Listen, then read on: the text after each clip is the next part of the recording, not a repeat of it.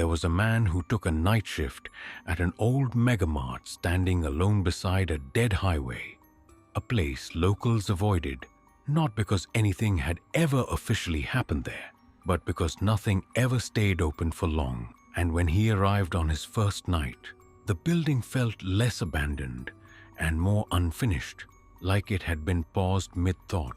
The parking lot was empty, the lights inside flickered without fully dying, and the automatic doors closed behind him, with a sound that felt heavier than it should have, sealing the quiet in place.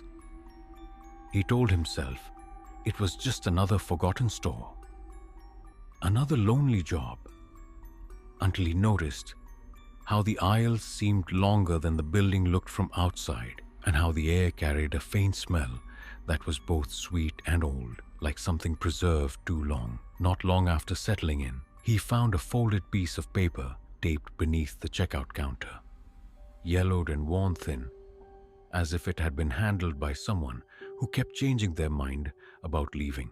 The handwriting was uneven, rushed in some places and pressed too hard in others, and the rules written on it didn't read like company policy, but like warnings learned the hard way.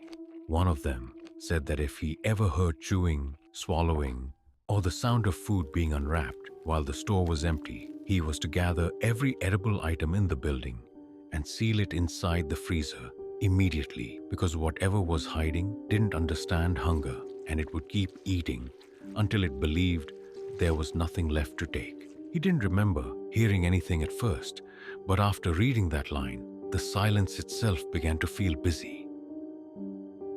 Another rule said that if the security cameras began to go black, one screen at a time, he was not to investigate or reset the system, and especially not to stare into any screen that still worked, because it learned faster when it was observed, and once it understood a face, it no longer needed the cameras at all. The monitors hummed softly above him, and he became aware of his own reflection, lingering just a moment longer than it should have when he moved. The rules continued, each one stranger and more specific. If he smelled something sweet mixed with rot, he was to turn off the lights and count his heartbeat slowly, because fear didn't draw it closer, but certainty did.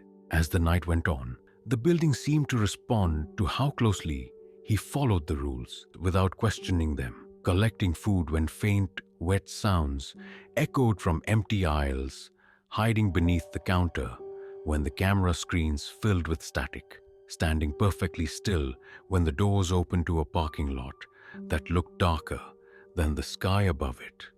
The rules stopped feeling like something written by another person and started feeling like something the building itself was teaching him. Somewhere near morning, he noticed something missing. There was no rule about leaving, no instruction for sunrise, no explanation of what happened when the shift ended. The final line on the paper was written darker than the rest. The ink pressed so hard it nearly tore through, and it said that if he made it through the night and felt relief, he was not to trust it, because relief was how it tested whether he was ready to stop resisting.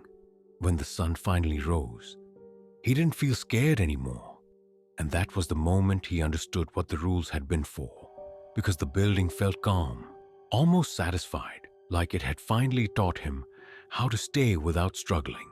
And somewhere in that quiet, the paper rested beneath the counter, waiting patiently for the next set of hands to recognize their own writing. And if this story stayed with you, if it made the silence around you feel a little heavier, consider subscribing for more stories like this, and leave a comment telling whether you think you could survive even one night doing that job.